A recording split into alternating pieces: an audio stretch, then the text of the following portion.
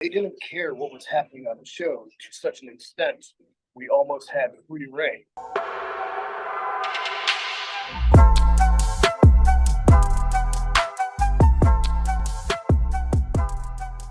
Hey guys, welcome to Muscle Memory. My name's Malcolm. Today we're talking to a world champion. He's going to be defending his title against Jax Dane at NWA Powerrr. The tapings are going to be at Roberts Arena, Sarasota, Florida. You can buy your tickets at NWATIX.com. It's EC3. How are you, man? Malcolm, I'm wonderful, man. I'm sitting here in a corporate chain coffee shop talking to you. Like I said, you can't hear it, but it's terrible, awful, repetitive music playing. But I like to put myself in conditions like that. Like I like to kind of be tortured, whether it's audibly, physically, because that makes me a great champion. That makes me prepared for anything. That makes me prepared for this Saturday. Jax Dane, big nasty bastard in the main event for the NWA Worlds Heavyweight Championship. So you're saying the key to being NWA champion is to sit in Starbucks, and that's how you train. The key to being World Heavyweight Champion is to sit in suffering constantly. Whereas you are on top of a mountain, and so many are coming to try to ascend with you. And it's harder to hold the hill than it is to kind of like go up it sometimes. So yeah, it's Starbucks. It's all Starbucks. Totally fair. Yeah, holiday cups really make me like terrified as well. So I totally get it. I'm not gonna lie, I went to Starbucks today too. So I get your understanding. But like, there's so much going on with like Powerrr and NWA right now. I want to talk about you being world champion currently. You defend your title against Jax Dane. This guy's a former world champion. How do you think he's gonna get in the ring to try to beat you, and how do you counter that? A guy like Jax Dane, it's like one of those guys that's been around for a while. He's like not quietly, but had consistency putting together a very, very, very strong career. He's obviously a big man. He's a strong man. What people don't really know about him is he's a very educated man. He's very intelligent. So like he's a businessman in a sense. He has a lot he deals with. He has outside endeavors, he has outside business. He's crazy enough to have a family, a wife, a child. He has a lot going on. How I beat men like that is because I have the only thing that matters, the only thing that I want, and the only thing that I will die defending, and that is my NWA Worlds Heavyweight Championship. So the fact that I have nothing else, and I don't want anything else. This is what I want. This is who I am. This is what I have, and this is what I'm taking with me to the grave. As you get ready for this title match, like what's like the difference in like training styles when you're training against a guy like Tyrus versus like a guy like Jax Dane? Yeah, like Tyrus and Jax, they're both similarly strong in an aspect. I think with Jax, though, Tyrus, we had the caveat of a real life friendship, where sometimes you're prepared to do worse things to the people you like and love than you are to, complete strangers.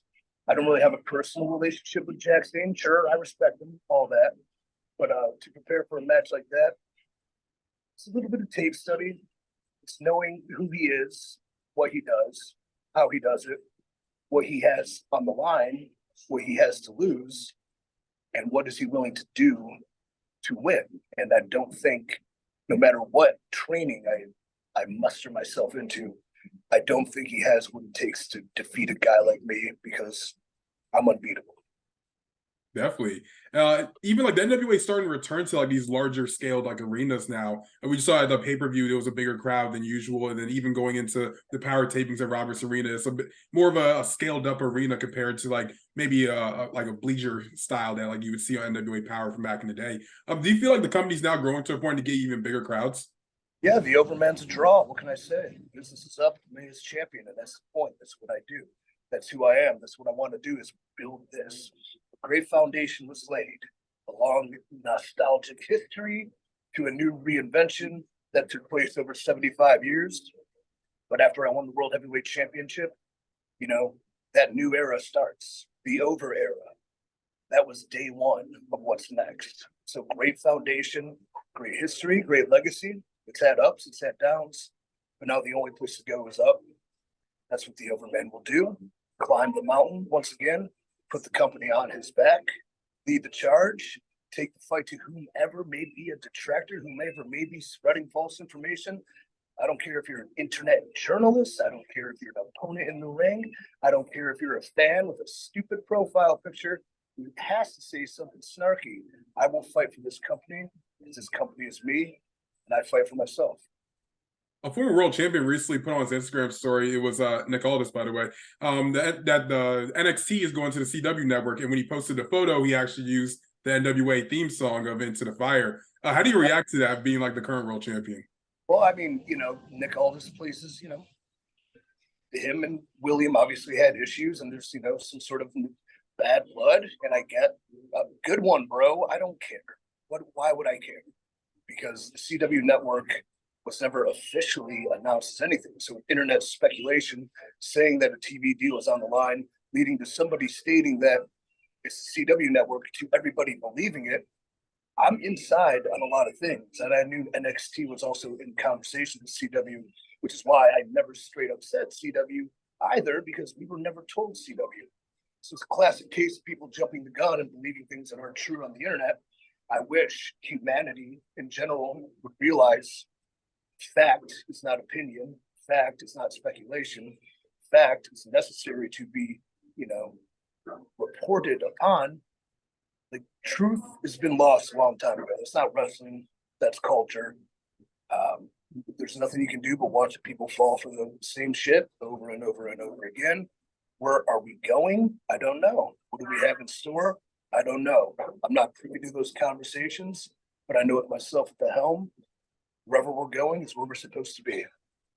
Where do you want to see the NWA go, like maybe in 2024? Is it, in your opinion, would you like to see them now end up on television, or maybe it's a type of arena that you want to see yourself wrestle in? Like, where do you want to see the NWA go? Because obviously, like, there's speculation and whatnot, but I'm not even going to touch on that part. Where do you want to see the company grow into next year? I think international markets would be cool. I think collaborations with, high-level international companies would be cool.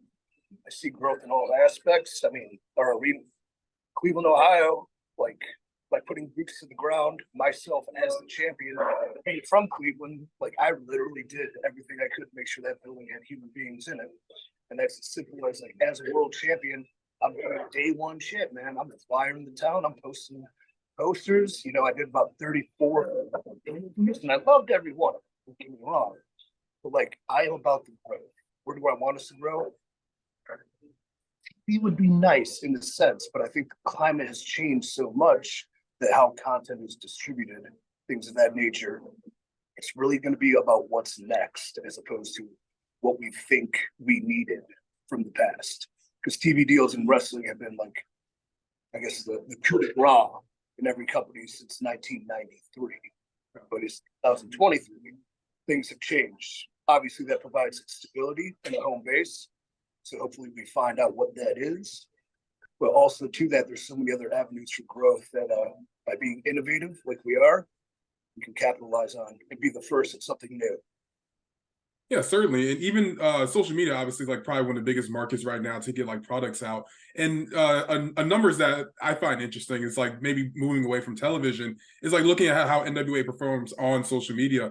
Originally, when the first Powerrr taping had happened back in, I believe, before the pandemic, I believe that first episode got like 500,000 views. How do you see the NWA now trying to grow their viewership back up to like a number that's relatively around that? Because obviously it was like new and it was fancy, so everything was different. So even The Rock was commenting about it back in the day. So like obviously there was like some inflated numbers with it being new. But how do you see the NWA growing to getting Powerrr back up to those kind of numbers?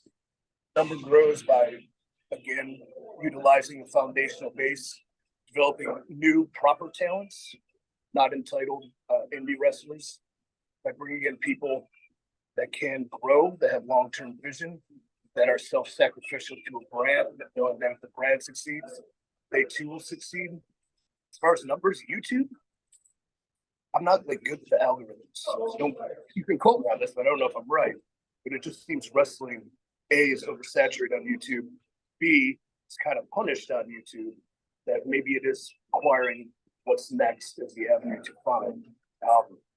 We think about TV too, where a couple of weeks ago we had a big all-out Tuesday night brawl for ratings supremacy that totaled 1.3 million, something like that. Yeah, not a lot.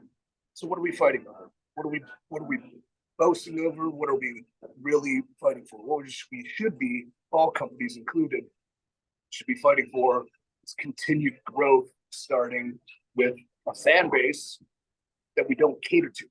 A niche fan base is going to be there. Thank you. We'll be there. You need to reach out, branch out. This professional wrestling is entertainment, sport, art. Is one of the best forms in the world when it's done right. When we still cater to one small kind of niche, that we're losing a broad picture. And I think that's where NWA should go. I think we should strive for that. But I would love us being a Saturday morning kind of feature with, the pay-per-views pushing the limits a little bit, a little more excessive, but building the youth. When I enjoy going to shows and performing, fighting, is when I see families, when I see his son and his dad cheering or booing, when I know they're cultivating memories that they will have for them. Same memories I have with my old man, whether it's baseball or whether it's wrestling.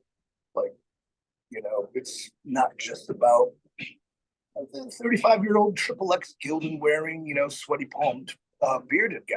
Like, we really need a vast audience that deserves to wrestling in its pure form. Certainly. Even talking about like some ways that NWA is also expanding. Now they have a new territory. Obviously, you're wearing a shirt. Always have to talk about it. Exodus Pro, NWA Exodus Pro. Now, will you see the NWA also grow into like more territories, or right now Exodus Pro is like the main source right now? I would imagine we have 3 as we're officially launching, but it has to be something that has to be treated with, not everyone gets a trophy in this land, and everyone wants one. I mean, my phone does not stop blowing up. If I would protect, I can be an undefended W2.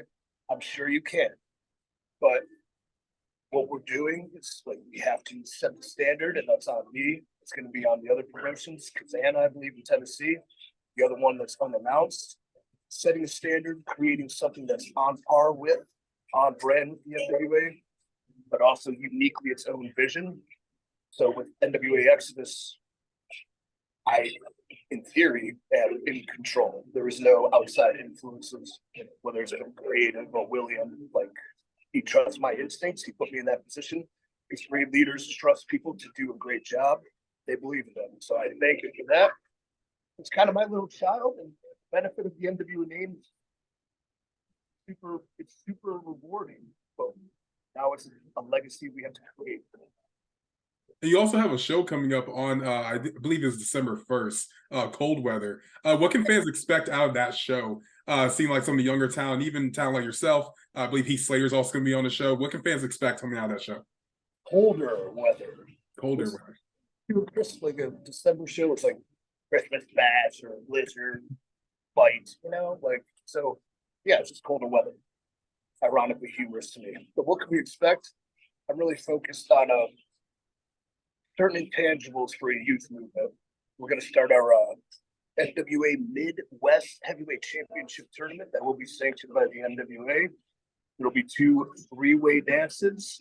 One announced, the first one will be Cal Hero, Fanny Pack Kid versus Certified Luke Curtis versus Lord Crew. And everybody I'm picking for that tournament, I've been in the ring with. I've seen them grow. I see who they are as people, and I see who they are as professionals. These are the guys that need, they need the forum. So that's the only thing they're missing is the opportunity. So we're going to provide that. Short of that, myself, I'll be wrestling Fodder, my former protege for the NWA Worlds Heavyweight Championship. Angelina Love will be there. It's really focusing though on the next. Well, who's next? The chance I have the ability to kind of almost knight somebody. Like, that's very rewarding. Like, who's going to be in the best position to succeed? Because there's only going to be one first NWA Midwest Heavyweight Champion. So it means a lot. Do you already have the title design made? Like, can we get a little exclusive what it looks like? I wish it was mine, to be honest. It's gonna be hard for me to not try to win it because it's one of the coolest titles I've seen. So that'll be revealed soon. Cool. You also have a big match coming up in OVW, champion versus champion. You and Mr. PEC-Tacular. Did you watch the wrestler series, and like, what did you think about like your current opponent coming up soon? I know of the series. Obviously, I do a lot with OVW. Besides being another top guy there, the top guy, you could say. But I don't have time for reality TV. I watch reality TV every day. I'm so busy building and cultivating. I'm training to be and maintain a World Heavyweight Champion, which is a full-time job. And then we're building these businesses. I'm working with other talents, both in NWA and OVW and Exodus. I have constant energy drains in my life. But so like putting that all together, TV isn't necessarily a blessing I have. So I have not seen a ton of it, but what I've seen has been very accurate and on par. And it's cool that I got OVW some good recognition. But now it's up to them and myself being part of it to capitalize on that. Will there be a season 2? I don't know. Will there be I think they're talking about doing a tour. Will they do that? That would be cool too. But no, I don't watch wrestlers. I just know Al Snow's cool as hell. And they were happy with the overall product. If Mr. PEC-Tacular is watching this right now before your match, what's like your final message to him? I mean, the message for him, I mean, Jessie, I've known for such a very long time. We were friends, you know, we grew, we came, you know, we were on the road together in TNA. It's just that what befuddles me is he still harkens to the past. The dude's wearing the same gear he wore in TNA. He's wearing the same smile. He's doing the same moves. Kudos to him for never aging, but also he's never evolved. And so, like, him being, you know, a big fish in a proverbial large lake, we'll say OVW was, it's a whole different story when a shark's swimming outside of that ocean. So he's stepping in the ring with the shark. I do not take lightly the fact that I can be the OVW National Heavyweight Champion upon the NWA Worlds Heavyweight Champion. Then I'm going to kind of get addicted to titles, and I might have to go win more than Matt Cardell, who I'm sure is going to show his face in my life very soon too. So, yeah, I'm gonna have Jessie on. Amazing. I'm excited for that match. There's some stuff like back in like your WWE days that I really wanted to ask you about. When like they had called you up to the main roster, the McMahons were in the ring and said that we were the authority, et cetera, and then they showed a promo of you coming up to the main roster. When did you figure out that you were actually going to be coming up to the main roster when like the McMahons were in the ring giving that promo? I mean, I think it was Friday before that promo aired. So it's very much a rash kind of like call up. Numbers were down. They had to do something. So I'd say the people they brought up, like, everyone was close to TV ready, but it was kind of like haphazardly thrown together where they thought they could probably just swim on their own and put no creative insight to actually doing anything with the people bringing up.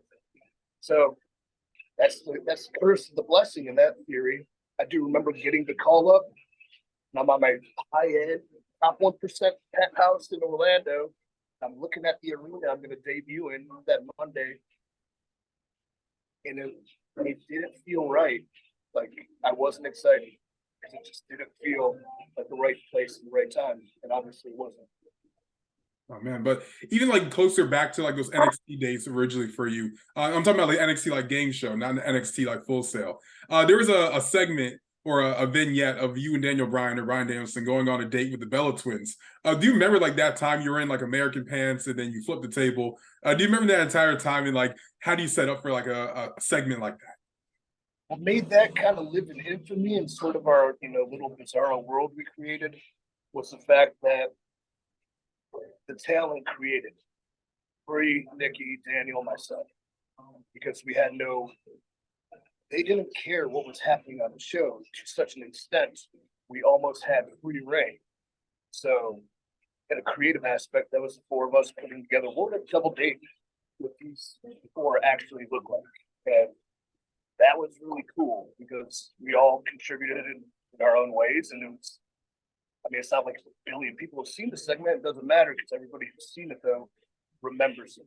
It's very important. So, I mean, at the time, like, you were kind of upset. You're in this, like, kind of worthless call-up. You worked so hard to get to an opportunity, and it kind of sucks. That was making the most of what we had. And like I like to tell young talent now, no matter what, every opportunity is an opportunity. So do something with it because you never know. What was your favorite memory of being on like the NXT game show? I don't know. I was on a lot of drugs. No. I remember, in fact, I was in Tulsa, Oklahoma, and I had a seminar. And one of the kids is like, dude, I was at the Tulsa, Oklahoma NXT. where we did the whole bit with Know Your Pro and Rig the Game. Tulsa, Oklahoma, Chicks in America, Steve Black. Yeah, hell yeah. So, and he said he will remember that for the rest of his life. And then there's another off segment. Well, that's very cool to hear. So that was making the most out of whatever that opportunity was. I remember being the obvious fan favorite and like winning the vote by double to triple, but I was still thrown off in the second to last episode because they were mad at me for rigging the show. That's okay. I remember tearing my meniscus on like fourth last episode and working through that because in reality, the final, which I wanted to be on, and so did fans, was in Cleveland, Ohio. So I thought that'd be a cool little deal. Like I got to wrestle my hometown for the finals of this, whatever it is, game show, not real competition. I mean, I remember a lot about it. I should probably write a book. You should. Honestly, I think a lot of people would read that. That sounds good.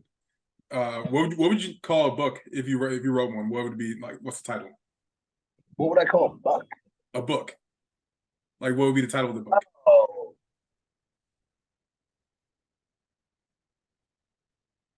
a book about myself. I don't know. I'd probably just go with Thus Spoke EC3. That's the hashtag I've been using. A book I am working on is like a lifestyle. It's Control Your Narrative was never meant for wrestling. It's meant for something more. And like CYN, something I'm working on outside of just wrestling. So, is there a reason why you? No, go ahead. Sorry. Yeah, I like to write words. There you go. I mean, words are great. Words are great. Little gear shift. TNA is coming back. That's like the big announcement, big thing going on in wrestling right now. That those three letters are now coming back into the wrestling scene. The NWA obviously has a big history with TNA. Would you ever want to see those companies work together? As long as I don't have to wrestle Moose again. Why? Yeah, my good buddies. But he hits really, really hard. So be surprised. No, I think business collaborating.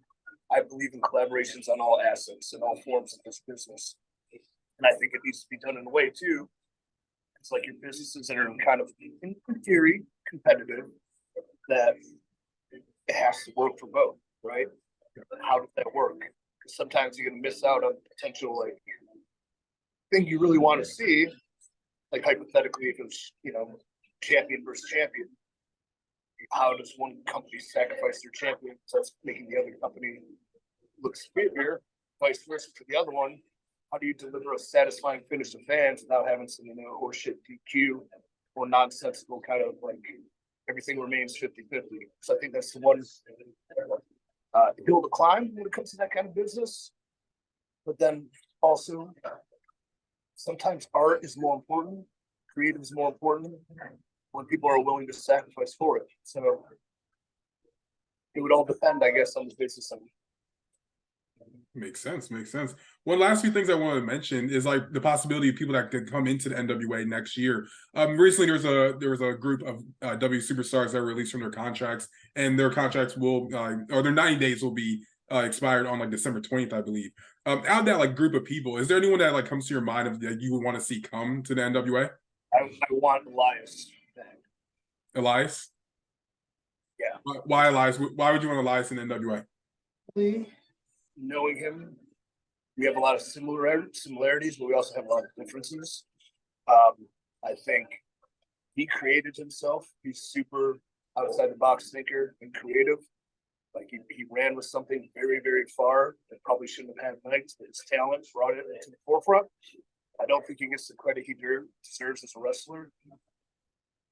He's jacked and ferocious looking. Like, I think we can do some really good things. Wallace would be one. It's kind of unheralded. What was his name? Mad Cat Boss. Yeah, Mad. Right? Yeah. He's a effing stud as an athlete. Like, he's never experienced the business outside the developmental system and the WWE.